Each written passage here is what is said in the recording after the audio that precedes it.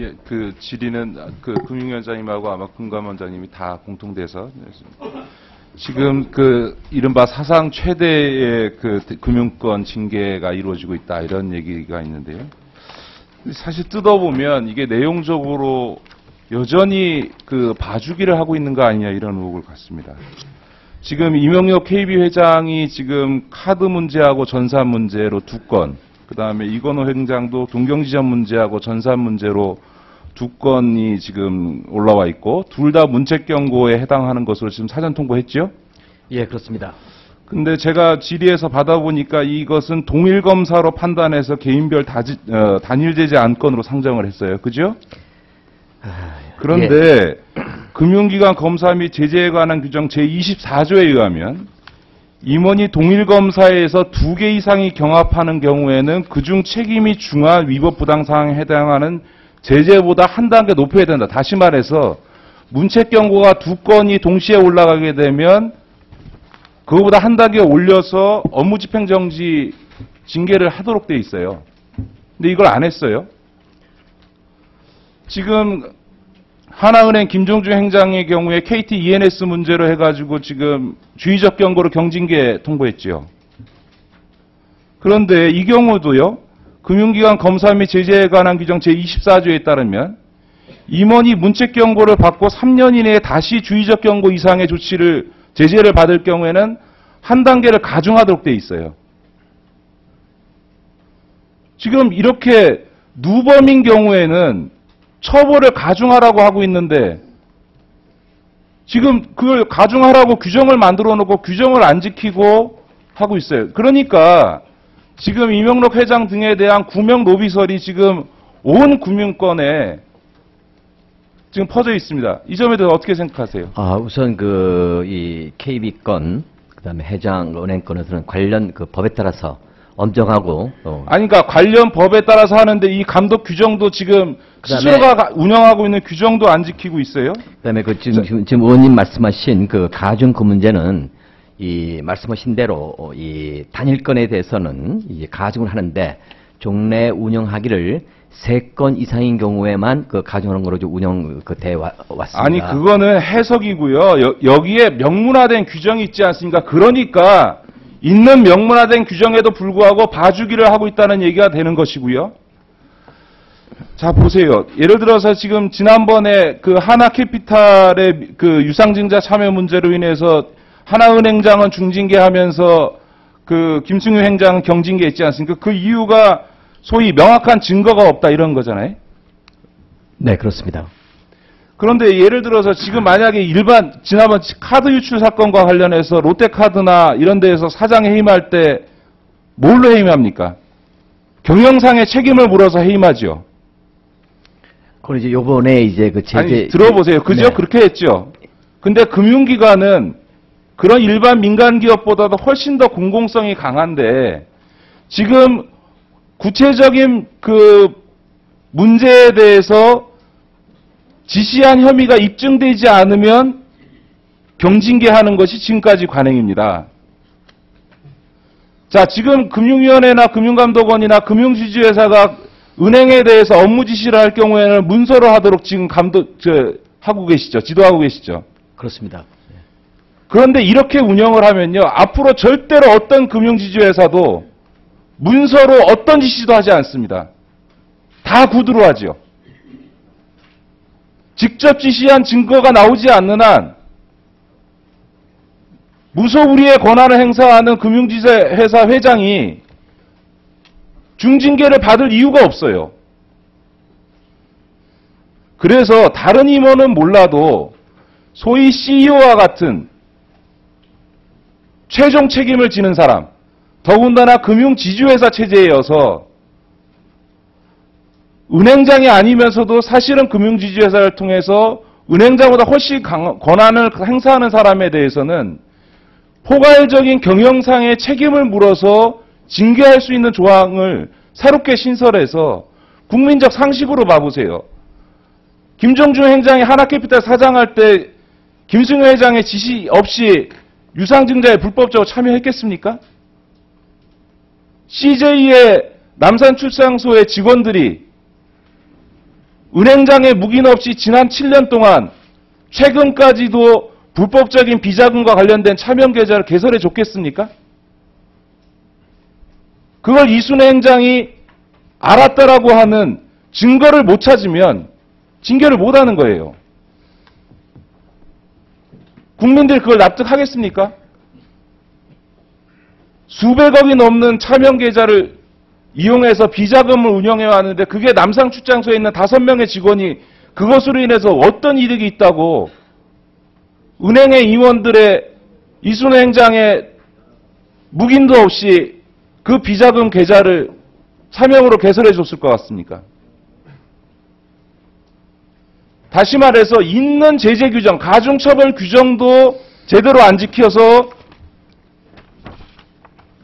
이명록 회장이나 이건호 행장의 경우에는 업무 집행 중지를 명할 수 있는데도 불구하고 둘 다 문책 경고로 가고 있고, 하나은행 김정준 행장은 지난번에 중징계 이후에 다시 주의적 경고 이상을 받기 때문에 추가 가중처벌을 해야 되는데 그것도 그냥 경징계하고, 직접적 증거가 없다고 대한민국 국민이면 누구나 알 수 있는 CJ 비자금 차명계좌 개설에 대해서 행장에 대해서 면죄부를 주는,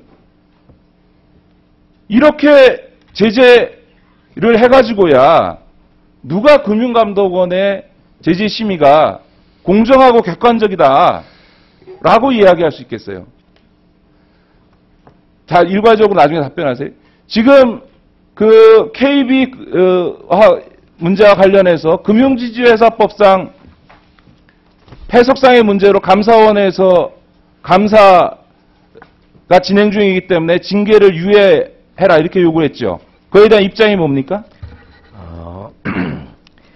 이 감사원에서 이 정보 유출 감사 관련해서 법 해석에 관한 감사원의 그 의견을 제시한 것으로 이해를 하고 있습니다. 보십시오.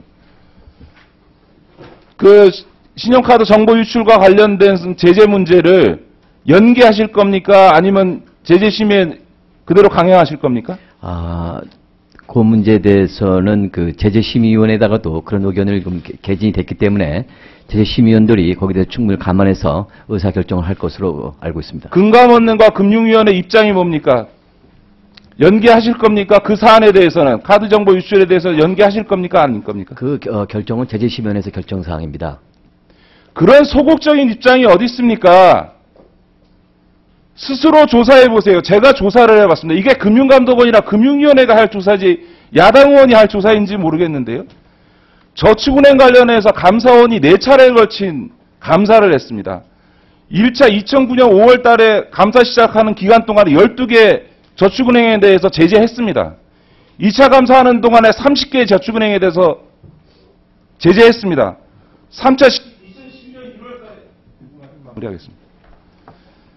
2012년 1월 달에 감사원이 또 3차 감사에 들어가 있는 기간 동안에 7개 저축은행 징계 제재 조치했습니다. 가장 최근에 2012년 8월 달에 감사원이 또 감사를 했습니다. 이 감사가 진행 중인 기간에도 27개 저축은행에 대해서 제재 결정을 했습니다. 이런 명백한 과거 전례가 있으면 감사원에서 뭐라 하든 감사원에서 감사하는 기간 동안에도 과거 수차례에 걸쳐서 제재 결정을 했고, 이렇게 제재 결정한 거에 대해서 감사원이 사후에 지적한 적이 없어요. 이렇게 조사를 해서 당당하게 얘기를 해야지. 감사원을 핑계 삼아서 지금 이명박 회장 살리자는 거예요? 감사원의 그 유권 해석조차도 이명록 회장 구명로비와 연관되어 있다라고 하는 게 다 퍼져 있는 이야기입니다. 이 점에 대해서 국민의당 공감원의 기본 입장. 아까 그 제재 규정 문제부터 시작해서 제가 말씀드리는 것은 그 법과 원칙에 따라 엄정하게 처리할 것임은 확실하게 말씀을 드리고, 유권 해석 부분은 금감원에서 충분히 질의할 사항이라고 생각을 하고, 거기에 따라서 저희는 답변을 하고, 그리고 금감원은 제재심에서 그 절차에 따라서 처리할 것이다 이렇게 생각을 하고 또 그렇게 해야 된다고 생각을 합니다. 아니, 지금 제재심의원회 위원장이 누굽니까? 수석부원장입니다. 예, 금융감독원 수석본장이 제재심의위원회 위원장입니다. 그거에 대해서 최종적으로 금융위원회가 승인하지 않습니다. 그 은행의 경우에는 이제 금감원장의 제재권이 위임이 돼 있고 지주회사의 경우는 그 제재가 끝나고 나면 금융위원회 전체의 중징계이기 때문에 올라오는 그런 구조로 되어 있습니다. 우리 사후적으로 보고하고 처리하겠다는 거예요? 네, 알겠습니다. 네. 우선 아까 그 말씀하셨던 그 제재 그 가중과 관련해서는 현행은 그 3회 이상인 경우에만 가중제도를 운영하고 그 있는 게 기존의 그 관행입니다.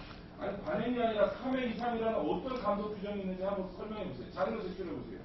제가 감독 규정, 제재와 관련된 규정 다 뒤져봐도요. 지금 제가 갖고 있는 자료가 그겁니다.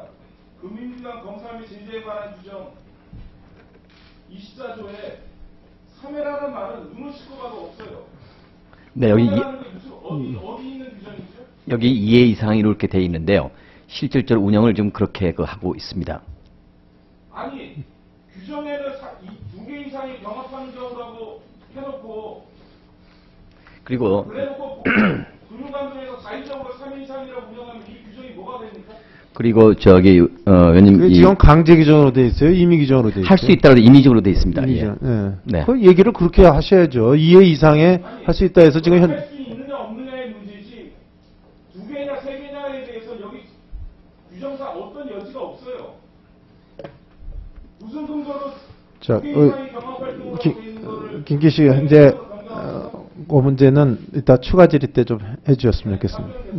네, 우리 원장 아까 미처 대답 못한 거 답변하세요. 그다음에 국민은행 그 이 제재와 관련해서는 거듭 말씀을 드렸는데 법과 원칙에 따라서 엄정하게 그 제재를 하고 외부의 어떤 그 이 말을 떠나서 그 지가 제재심의위원회에서 그 사실 이 검사 결과가 나타난 사실 행위에 입각해서 관련 법에 따라서 엄정하게 그 이 제재 절차가 그 진행되고 있음을 말씀을 드리고 지금 이 지연되고 있는 거는 이 진술인들이 지금까지 한 30명 정도가 진술을 했습니다. 추가로 남아 그러다 보니까 시간이 그 소요돼서 그 결정이 지연되는 거지 고의로 뭐 어떤 감사 외부에 의해서 그 지연되고 이런 사례는 없음을 말씀을 드립니다. 그리고 감사원에서 어떤 그 감사를 진행하는 과정에서 이 법 유권 해석과 관련해서 의사표 시험 부분에 대해서는 이 내용을 그 제재심의위원회도 또 저희가 그 실무자들이 보고를 한 것으로 알고 있습니다. 이러한 재반 사항을 감안해서 유권 해석에 관련돼서는 그 제재심의위원회에서 그 의사 결정을 하지 마세요. 감사원에서 지적한 거에 대해서 지금 제재심의 연기하려고 하잖아요. 그 결정된 바 없습니다. 아직까지는요. 그 제가 결정된 사항도 아니고 그 제재심의위원회 결정할 사항입니다. 자, 이렇게 하십시다. 우리 김기식 의원님 좀 시간 또 다음 의원 질의도 있으니까 추가 질의 좀 활용해 주셨으면 고맙겠습니다. 네, 이해해 주시기 바랍니다. 다음은 우리 유일호 의원님 질의해 주시기 바랍니다. 예.